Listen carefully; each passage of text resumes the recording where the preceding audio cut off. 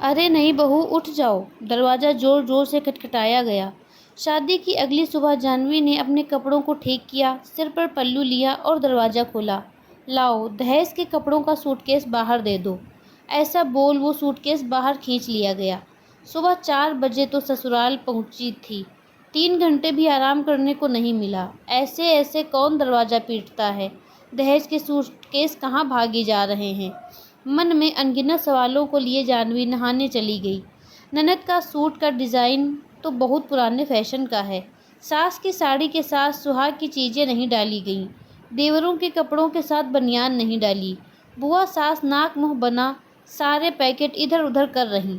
जाह्नवी ने बाहर आकर देखा तो एक सारा सूटकेस खुल चुका था। एक एक कपड़े पर टिप्पणी दी जा रही थी, जो हृदय में नस्तर की तरह चुभ रहे थे। पर माँ के संस्कार बेटी तेरे हाथों हैं, तेरे मायके की इज्जत जिन्होंने मुंह खोलने न दिया।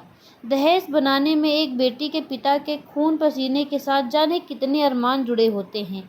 छोटी सी छोटी चीज़ को बनाने में कितनी इच्छाओं को मन में ही मारा गया होता है। जाह्नवी मुख बने सब कुछ देख रही थी। जिस सूटकेस को बनाने में महीनों की मेहनत थी, उसकी हर चीज़ को मानो चीर हरण कर देख रही थी। टाइटन की घड़ी मॉडल तो ठीक ठाक है, ससुर जी का नाम लिखा है, 1000 तक की होगी। चाची सास मुंह बनाते हुए बोली। जाह्नवी के पिता तो सेना निवृत्त होने के बाद दोस्तों से तोहफे में मिली घड़ी पर निर्धार देखा नहीं जा रहा था।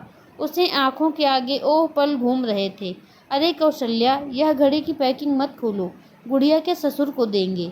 आपका बस चले तो सब कुछ गुड़िया के दहेज में दे दो।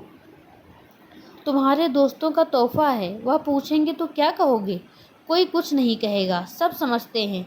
जवान बेटी का बाप है, दहेज के लिए सहज रखी होगी। तुम देखना, मेरी बिटिया की शादी में मैं कोई कमी नहीं रहने दूंगा। जाह्नवी की आंखों में मानो आंसुओं को जकड़ रखा था। भाभी, मुझे यह वाला ड्रेस पसंद है, ये मैं रख लूं? मैं देखकर हैरान थी। घर के सब सदस्यों के कपड़ों के साथ मेरा बनाया गया सूटकेस भी खुल गया, जबकि दोनों सूटकेस अलग थे। पर नई नवेली बहू क्या बोल पाएगी? जो पसंद है रख लो साक्षी। जाह्नवी ने बड़े हिम्मत से खुद को संभाला और बेमन हाँ कर दिया। मन में तो ठान लिया था कि एक बार मेहमान जाएं तो मन में उठे सवालों का जवाब जरूर लेगी। पता नहीं पैकिंग में ड्रेसेस के ऊपर नाम लिखा ही क्यों जाता है, जब वो छोड़कर सबको दूसरा ही पसंद आता है। शुक्र है सब कुछ मैंने अपने पसंद का डाला। सास और ननद को जो नापसंद हो मैं पहन लूँगी। मेरे पिता की गाढ़ी कमाई लगी है, मैं वेस्ट नहीं करूँगी। चलो, घर के सदस्यों को दहेज में आए कपड़े मिल गए। मेहमान भी एक एक करके निकल गए। जाह्नवी धीरे धीरे ससुराल के माहौल में ढलने लगी। घर के सब सदस्य उसे प्यार और सम्मान देते। तो उसने सोचा, जब सब अच्छे से चल रहा है तो क्यों मैं शादी की अगली सुबह की बात निकालूं? क्यों न बुरे सपने की तरह भूल जाऊं? पापा ने सिखाया भी तो है, तकलीफ देने वाले को उतनी तकलीफ दोगे तो आप में और उसमें क्या फ़र्क रह जाएगा? हाँ, मौका मिलने पर ज़रूर एहसास कराना चाहिए। शादी के ठीक 1 साल बाद ही जाह्नवी का ननद का रिश्ता हो गया। घर में तैयारियां शुरू हो गईं। पुनः वही रिश्तेदारों के दर्शन हुए। विदाई का अगले दिन ननद का फ़ोन आया।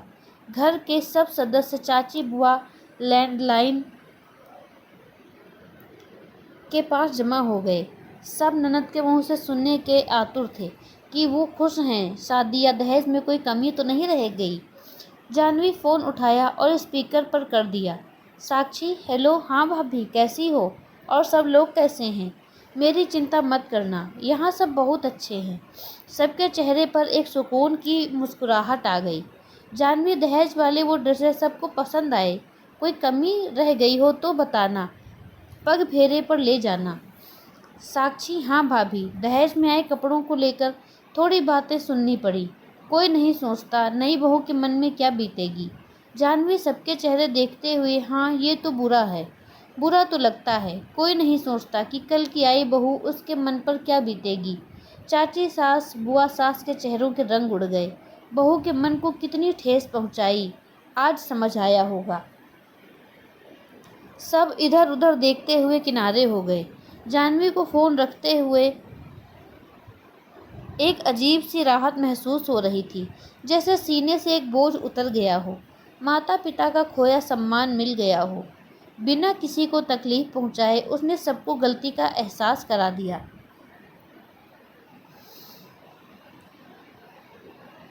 आपको यह कहानी कैसी लगी हमें कमेंट में ज़रूर बताएं। अगर अच्छी लगी है तो लाइक शेयर सब्सक्राइब ज़रूर करें। धन्यवाद।